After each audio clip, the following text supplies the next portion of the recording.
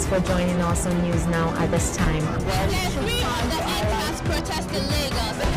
Thank you for joining us today on the newsroom. The Lagos State Emergency Management Authority has said for Western Media School, one Voduma, and the rampant illegal spectrum frequencies. The bulls took over the wheels on the Nigerian stock market today as sellers eased.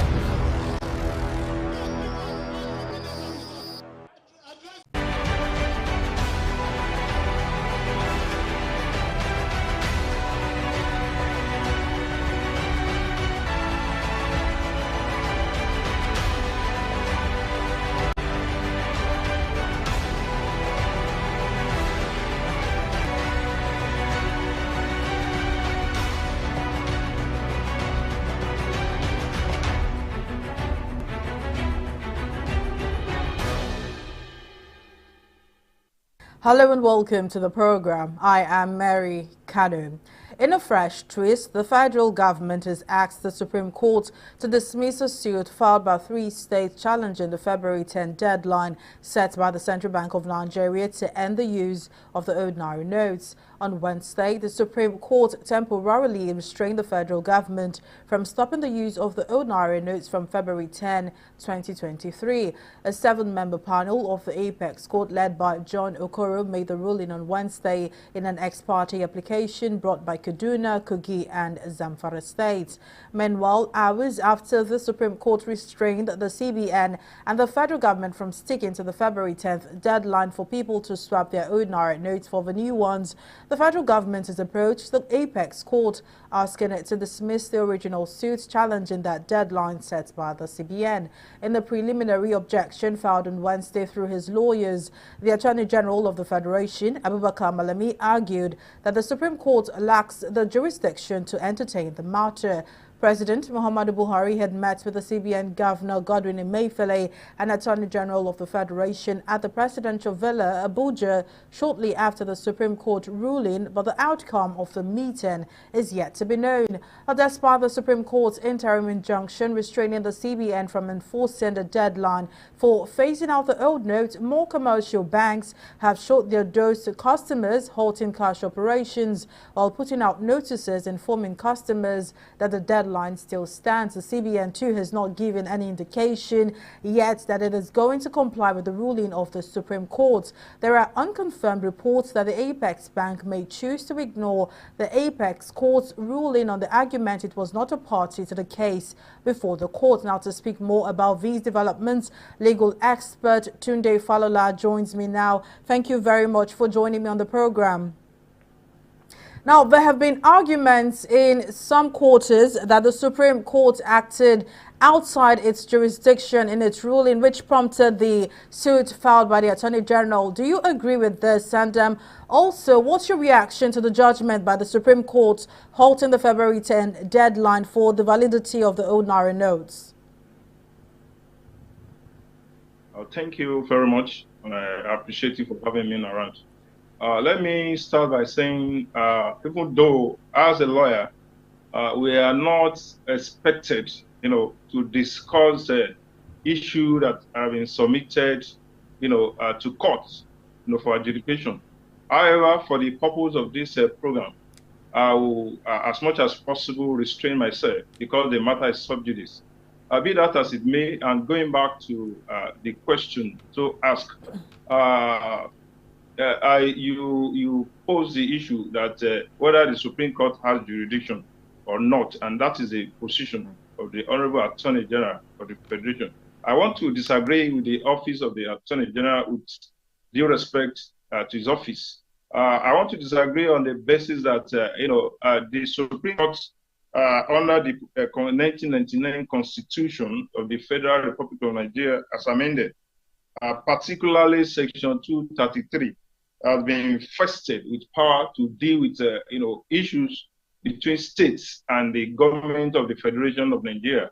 And that, on that basis, was the reason why the government of Kaduna, Kogi, and Zamfara went to Supreme Court to challenge, the policy implementation of the federal government regarding the monetary policy. So to say the Supreme Court has no jurisdiction to say the least, and with all due respect to the office of the Attorney General, is misconceived in law because states are involved. And the mere fact that not all other states of the Federation made parties in the suit, does not, invalidate the jurisdiction or the competence of the court to adjudicate on that matter. That was the first point. The second point is that the judgment of the Supreme Court, or the ruling, as it were, is being a final court, is binding on every authority throughout the Federal Republic of Nigeria.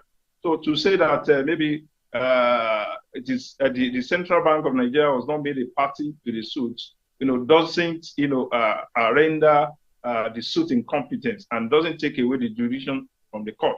Now, regarding the temporary ruling, the implication is that the government, as well as its agency, which include the Central Bank of Nigeria, they are bound by that ruling until set aside. So they are bound to comply with that ruling. And that is why you can hear the Honorable Attorney General of the Federation this morning or yesterday has said the government is going to comply with that order. That's my position. Can go on and on and on about this case, but some have argued that the CBN is not party to the case before the Apex Court. Now, what do you make of the argument and that the ruling could not apply to the CBN? Thank you very much. First and foremost, you have to find out the status of the Central Bank of Nigeria. Even though the Central Bank of Nigeria is an entity, it's a legal entity that can sue and be sued. And that is why you have a plethora of cases where matters are involved, banks in another entity, they, took the Central Bank of Nigeria to court. However, in this instance matter, the Central Bank of Nigeria is an agency under the Federation. So, and once the principal is joined as a party, it is not necessary, to join the agency, as it were in this case.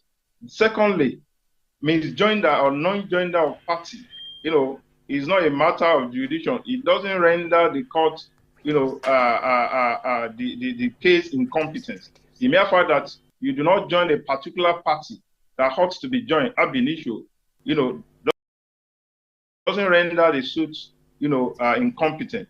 But the appropriate court the other can make is to ask, the party concerned to, join, or on his own join the party that is, expected to be joined in the first instance. So the mere fact that this CBN was not made a party to that suit doesn't render the suit incompetent. So far, the CBN has not given, any indication it plans to comply with the ruling of the Apex Court. Now, if that happens, what can the Supreme Court do? Well, the Supreme Court, just like any other court, more so this is the Apex Court. They have that punitive power, on the prompt of any of the party before it. So if there is any, non-compliance by any agency of the government, I think the parties that went to court, they know what they should do before the court. And in any event, the Office of the Attorney General has given indication that the government is going to comply. So who is CBN to say they will not comply? Once the Attorney General has indicated that the government will comply, they dare not dare the Supreme Court. All right, now let's move to something else. The 2023 general elections, the elections are fast approaching, and with all of this confusion and chaos caused by the redesigned currency and saying that, well, like I said, we are just few weeks to the elections, somehow do you see any of these issues impacting the elections? Thank you very much. And I think before the Supreme Court ruling, there was every indication that the nation is heading towards anarchy, lawlessness, as a result of the scarcity of of the Naira. But thank God that the Supreme Court, has waded in and has temporarily, stopped, the implementation of the policy. If not, only God knows what will have been happening now. You can see. Recently we have cases of demonstration in some states of the Federation, Ogun State and one other state, that people took to streets to protest, the hardship they are passing through. In the history of this nation, I don't think this country has ever passed through this kind of, economic hardship orchestrated by this unpopular policy. It is expected that every government policy must have human face. But in this case, the reverse is the case. You can have money in the bank and you can't get it. And in some cases, you have money in the bank, you have to pay to get your money. So with the intervention of the Supreme Court now, I think peace and the tension has started, being calmed down. People are no longer agitated as it were before the Supreme Court ruling. If that has not taken place, I doubt whether that election will not be postponed. But with this recent development, I think there is no excuse for INEC not to go ahead with that, with the conduct of the election. Well, INEC has said the elections will go on as scheduled, but there are allegations that commercial banks are holding these Naira notes. Bank officials have also been arrested after hidden bills of unopened new notes were discovered. Would you call this a sabotage to the federal government's efforts? Well, I think the Central Bank of Nigeria, being the regulatory body over all banks and commercial houses in Nigeria, they should know what to do. They should put in more effort, at arresting this situation. There have been reports from the Central Bank of Nigeria that they have enough money in circulation. But the question is, where are this money? I can give an example. Yesterday, I went to one of my bankers that I needed money. They said they don't have cash. How can a commercial bank, be telling its customer that they don't have cash? Where are the cash given to them by the Central Bank of Nigeria? I think they have to intensify this monitoring. Let there be task force, set up by the Central Bank of Nigeria, with the mandate to, pursue and arrest all these people that are sabotaging the effort of the government, aiming at, making the funds, the Naira available to the generality of the people. So they should intensify. Let them step up, their efforts, aim at, getting, across to those people who are sabotaging their effort. That is what they should do. Well, all right now, Tunde Falola, legal expert, thank you for your insights and for joining me on the program. You're welcome. Thank you. But we'll take a break and be right back. To stay with us.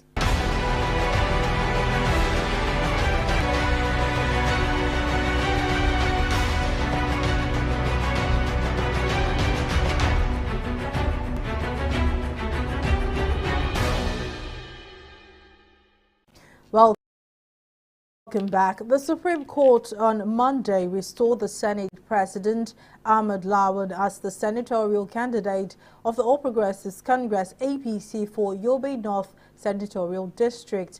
In a split judgment of 2-3, the Apex Court affirmed Lawan as the authentic senatorial candidate of the APC in Yobe North Senatorial District.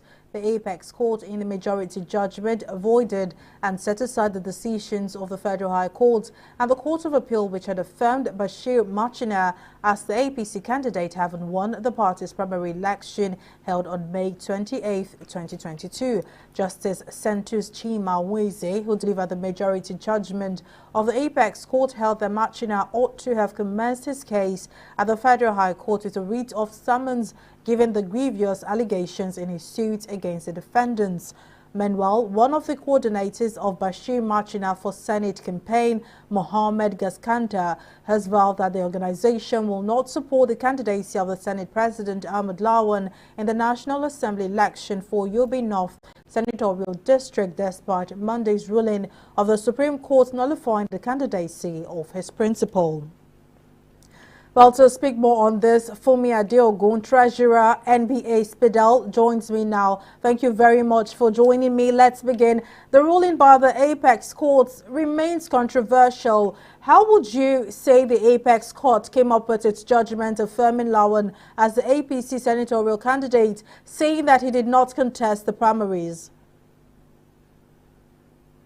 Thank you for having me. We can see that the starting point is, what are the issues for determination that was submitted for the courts to adjudicate upon?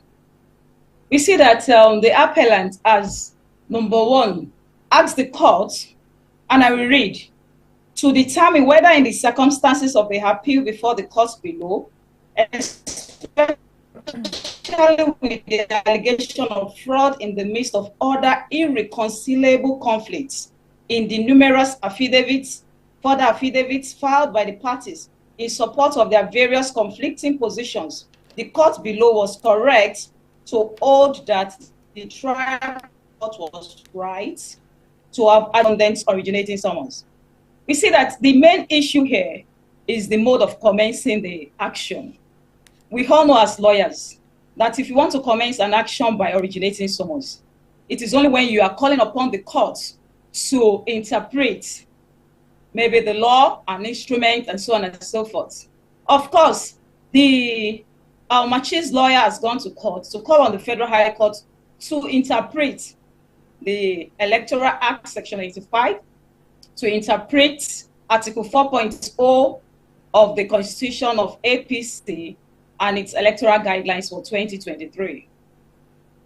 And in supporting his own case, he has front-loaded so many exhibits that he attached to it. And he was saying that the court should determine whether Bachil is the one that the APC is supposed to send his name to the INEC, whether INEC is not under mandatory duty to forward his name to the INEC based on that provision of APC Constitution and the electoral guidelines, and so on and so forth. And the other party has come to bring their own counter affidavits, saying that, oh, it cannot happen like this. The exhibits you have attached, these documents, number one, they attach so many documents to say this document does not emanate from them. The documents they attach some exhibits 8, 7, 8, 9, saying that some of them were not dated, they were not signed. Particularly the one that really catch my own attention was the one they said the election was conducted by planning committee of APC as opposed National Working Committee. They also said that the election was conducted for the vacancy seat in Zone C, and there is nothing like Zone C. Having attached those documents, they have attached the result from Zone C as opposed the result of senatorial district for the North, for Yobe North. They are saying, no, it cannot happen. Zone C is non-existent. The other party is also filing counter, further affidavit to say that, come on, this planning committee, the person you are referring to as planning committee, they were actually appointed, they were 5-man election committee appointed by the National Working Committee of APC that asked them to conduct that primary election. However, the Lawan's lawyer is also saying that there was no such evidence before the court. So when you place all these facts and counterfacts before the court, the question is, can the court of law actually resolve them based on mere affidavits? Especially now, where we now have allegation of fraud. And this allegation of fraud, you know, it is our law. It remains our law as of today that you have to prove it beyond reasonable doubt. It has not changed, and there is no exception to electoral procedures that if it's under Electoral Act, then you should just prove it on a normal ground. Even in civil proceedings, if you allege any criminal activities or fraudulent acts, you have to prove it. And in the affidavit attached to the originating summons, we're meant to understand that even the particulars of this fraud were not stated. If you're alleging fraud, is a must for you to state the particulars. Having not done all these things, can you resolve them based on that originating summons? And the answer is no. So what the Supreme Court has just done is to follow the law, strictly says so, follow the law.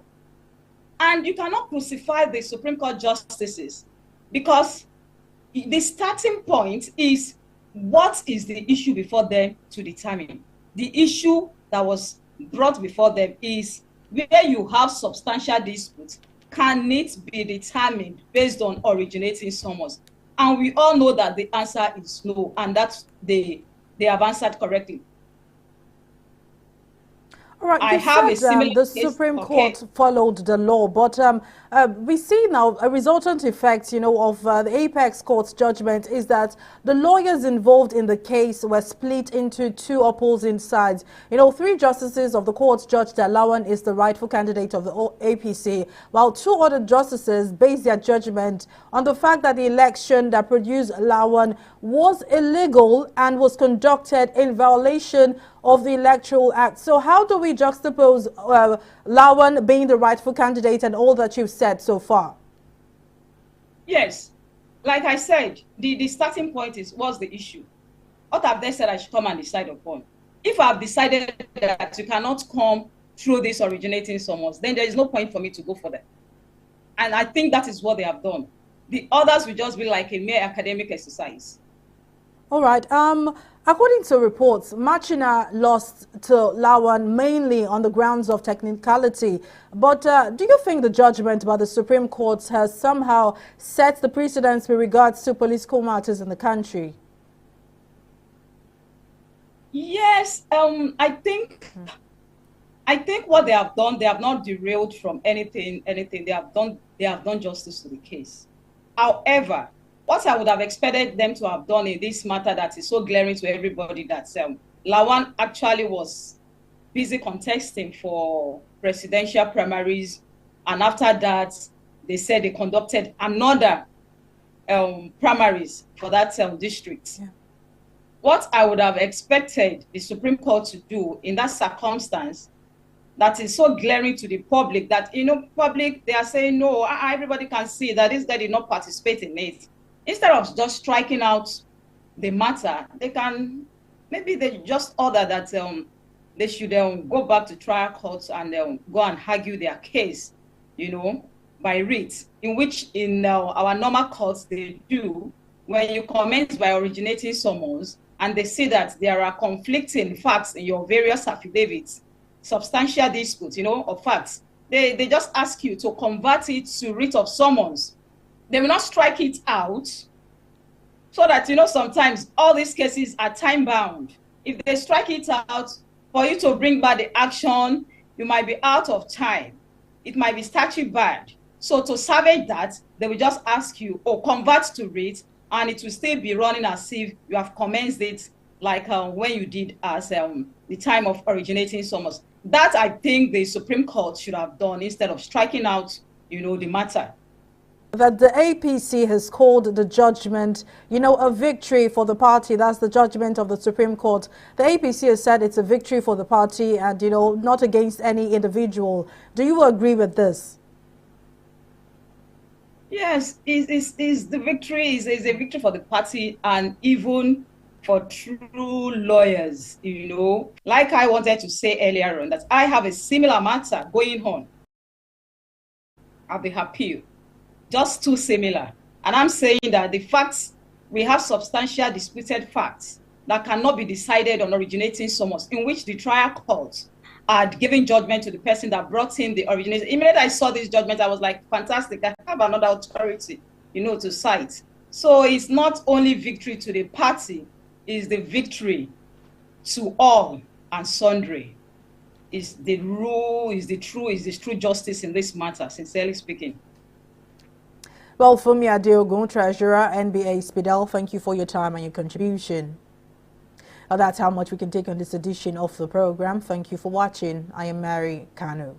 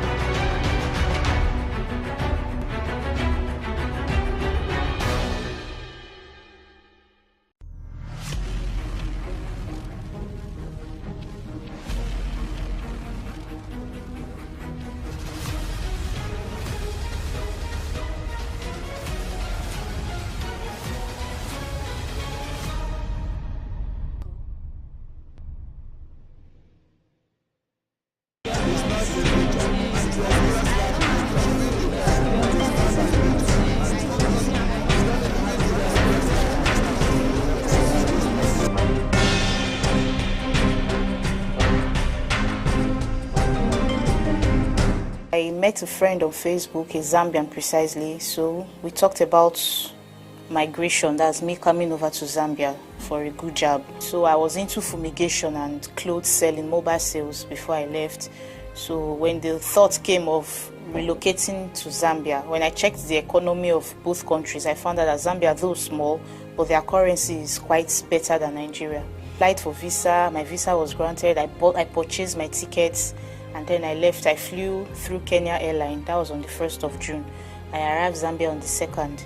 And then I called this my friend, and I told him I'm in Zambia. So where I was, he moved me to another lodge, a hotel. And that was where I was assaulted by him. He was even dragging my passport. He wanted to get my passport, my yellow fever vaccine card. But because I hid it very far, he couldn't get access to it. He tore my bag, went away with my BTA. It's $885. And then I didn't see him, he absconded. When he left, he didn't pay the hotel bills. He had gone with my money. I couldn't find my money in my luggage. So when I noticed that things were not what we actually planned, I had to become friends with a gardener boy in that hotel. So that previous night, I was asked to move out of the hotel because he didn't pay the bills.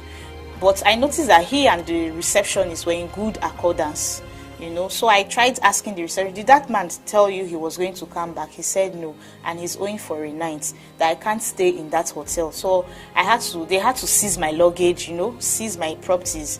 I had to look for where to sleep. So that fateful night, I slept in an abandoned vehicle where I was almost gang raped by 3 guys. You know, I had to start this Nigerian movie. I'm with HIV, I'm with this, I'm with that, you know. So you want to sleep with me and all that. So they made away with my travel documents, my return tickets and all that. They thought it was an envelope of money. So they went with it after tearing my jean and all that. But they couldn't have access to, because I started shouting. That was around 3 o'clock in the morning. I started shouting, creating sin, so they ran away. When you leave Nigeria, and like I left genuinely, you know, but what I proposed wasn't what I got. So it was while I was in Zambia I discovered I was human trafficked, you know. So it's real. When you go, you come back, you're alive, you just say, God, I thank you, and you pick up the pieces of your life and start all over.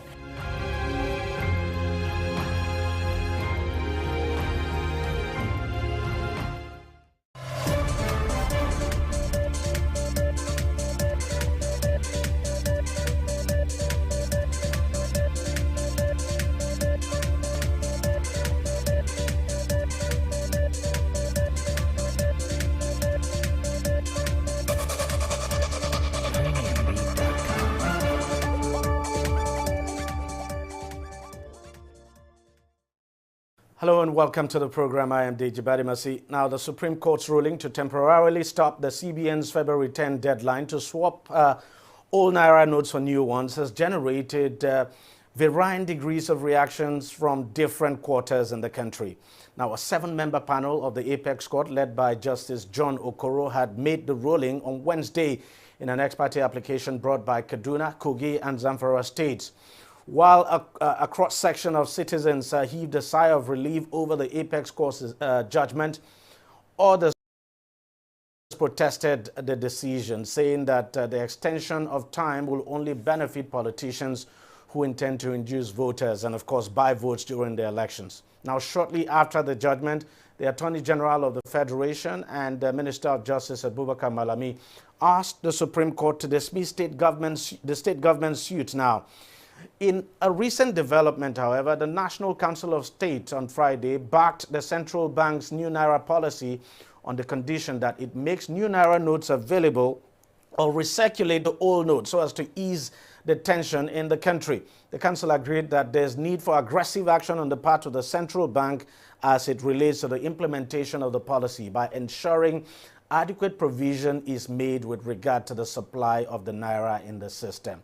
But do not forget, the council's position is actually advisory, so it's up to the president to actually make the final decision. Let's continue this discussion now. Let's look deeply now into this. I'm now being joined on the program by GT Ogunye, who is a lawyer. Mr. Ogunye, thank you very much for coming on the program. Let us start with this advice by the National Council of State. What do you make of it? Well, the constitutional position is that the National Council of States is an advisory council.